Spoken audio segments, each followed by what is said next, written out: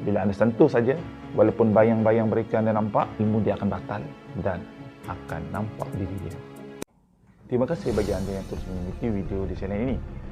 Sebelum itu, anda jangan lupa untuk tekan butang subscribe, like dan tekan butang loceng supaya anda tidak ketinggalan video-video yang terbaru dan terkini yang pastinya akan lebih menarik dari semasa ke semasa. Assalamualaikum warahmatullahi wabarakatuh dan selamat datang kepada anda semua ke channel Jejak Alam Misteri. Terima kasih bagi anda yang terus mengikuti video demi video di dalam channel ini. Saya amat menghargai sokongan kepada anda semua. Jangan lupa untuk tekan butang like, butang subscribe dan juga butang loceng.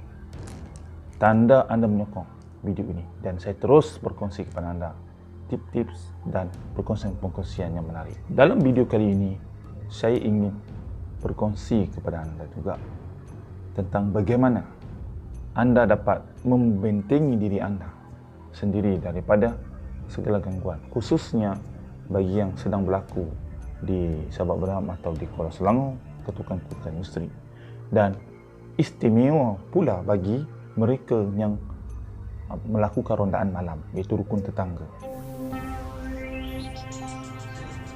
yang dengan beritanya penduduk setempat mahu membuat rondaan malam sedang berbincang mungkin nak melakukan sistem penggiliran. Perkara ini mengingatkan kita tentang filem Setinggan. Bagaimana kampung Setinggan itu diganggu, lalu mereka membuat satu rondaan malam.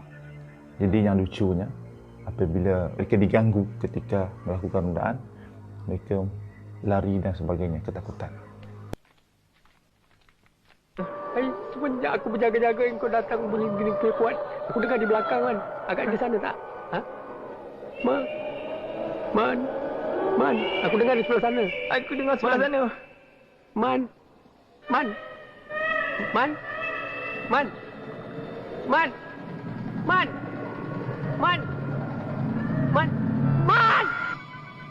Jadi bagi anda yang mahu melakukan rondaan malam ini, anda perlu benteng diri anda. Kerana jika benarlah apa yang saya beritahu sebelum ini, yakni orang yang melakukan ketukan-ketukan ini adalah tujuannya adalah untuk mengetes ilmunya, makanya anda yang melakukan rondaan malam ini sangat berisiko terhadap sihir. Jadi saya bukan nak takutkan anda semua. Sihir ini sebenarnya lemah, tuan-tuan dan puan-puan. Dia menjadi kuat apabila semakin kuat seseorang itu menyembah syaitan, semakin kuat seseorang itu syirik dan musyrik kepada Tuhan. Jadi, bagaimana kita nak benteng diri kita?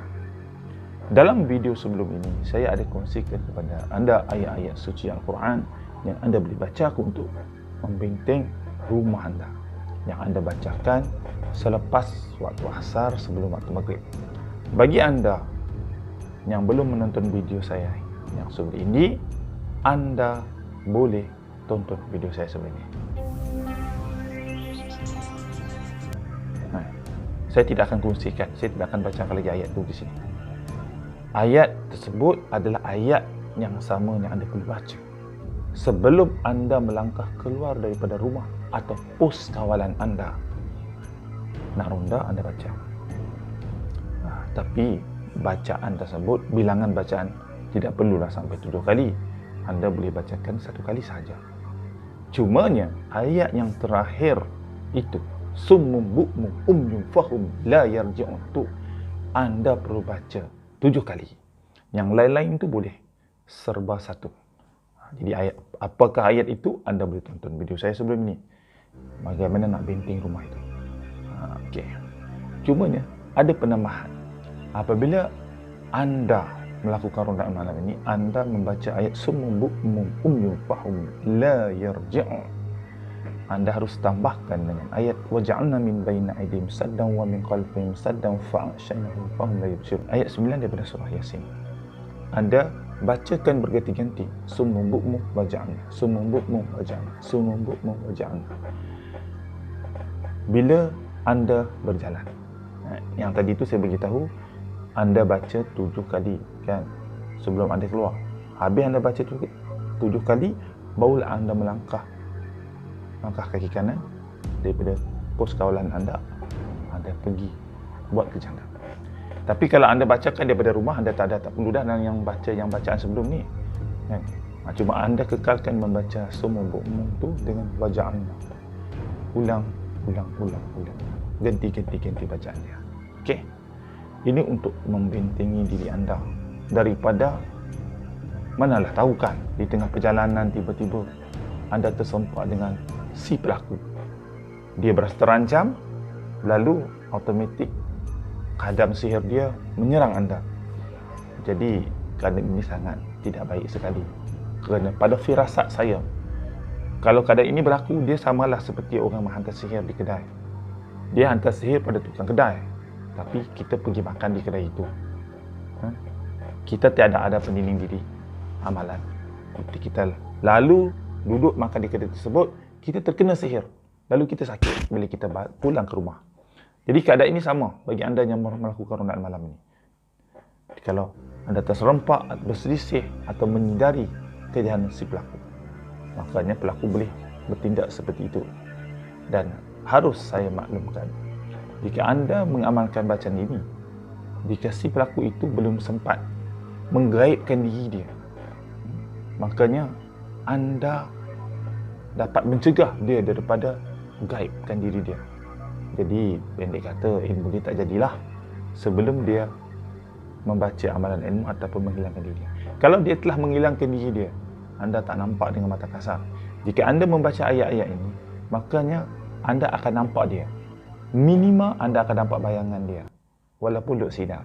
Tapi anda jangan takutlah, kan? Anda percaya dan yakin pada Tuhan dan yakin pada diri anda sendiri, bahwasanya itu tidak membahaya bagi anda, dan anda boleh tangkap mereka, boleh pergi dia, terus terkam dia. InsyaAllah bila anda sentuh saja, walaupun bayang-bayang mereka anda nampak, ilmu dia akan batal dan akan nampak diri dia yang sebenar. Kalau boleh anda lakukan dulu solat sunat, ya, sahajat 2 rakaat sudah cukup. Dan anda ada wuduk dan pertahankan wuduk tersebut.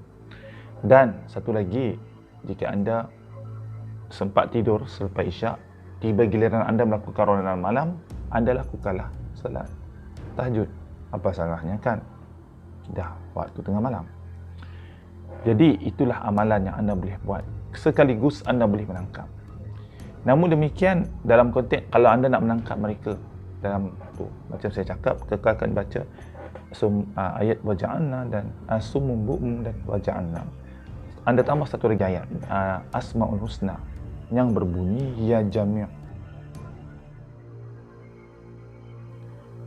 Allah yang maha mengumpulkan.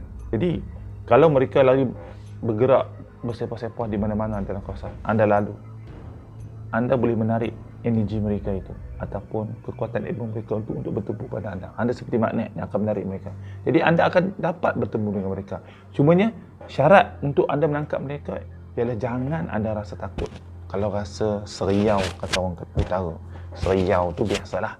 Tapi jangan seriau tu menyebabkan jantung kita kencang sangat sehingga kita takut dan kita lupa pada bacaan, dan paling dikhawatiri lagi, anda lupa kepada Tuhan. Jadi anda yakin bahawa Tuhan akan bantu anda. InsyaAllah kalau anda melakukan tip-tip yang saya lakukan, katakan dalam 10 orang yang melakukan rondaan malam, 5 orang sudah cukup untuk anda membekas orang ini. Amalan ini saya ijazahkan kepada anda semua, termasuk kepada anggota pasukan keselamatan, anggota polis. Namun demikian bagi anggota keselamatan, insyaAllah ada bahagian dia yang lain. Yang ini khusus untuk bagi anda yang melakukan rondaan malam untuk menangkap si pelaku yang melakukan kotokan-kotokan misteri di Sabak Benam, di Kuala Selangor atau di mana-mana saja. Hatta kalau orang ini, kalau bukanlah orang yang melakukan ilmu sihir sekalipun, hanya budak-budak nakal, kalaulah budak-budak nakal yang lakukan, kita tetap boleh tangkap dia. Dan satu kelebihan, kalau anda seluruh penduduk ni mengamalkan apa yang saya beritahu, ataupun separuh daripada penduduk di satu kampung Kemudian orang yang melakukan rondaan tu mengamalkan juga. InsyaAllah nur daripada amalan ini, niat, doa, apa yang saya dah sampaikan pada video sebelum ni, kan? Jadi anda kena tengoklah video sebelum ni, kan? InsyaAllah nur itu akan menyekat daripada mereka datang, dan mereka juga akan jadi buntu nanti. Tapi ada juga ilmu orang dulu bagaimana jadi bila dah masuk rumah atau tanah orang, mereka tak dapat keluar, berenang. Itu lain pula. Dia punya ilmunya atau ayat-ayatnya yang digunakan dengan izin Allah, kun fayakun. Itu saja yang saya nak sampaikan. Namun satu lagi saya perlu maklumkan, jangan pula sambil lakukan ronda amalan tu anda mendengar muzik. Sebab muzik akan melalaikan anda dan anda akan kalah. Kalau anda mendengar muzik sewaktu anda melakukan ronda amalan, bertembung dengan pelaku yang mengamalkan sihir, anda akan kalah, anda akan tewas. Kerana apa, tuan-tuan dan puan-puan?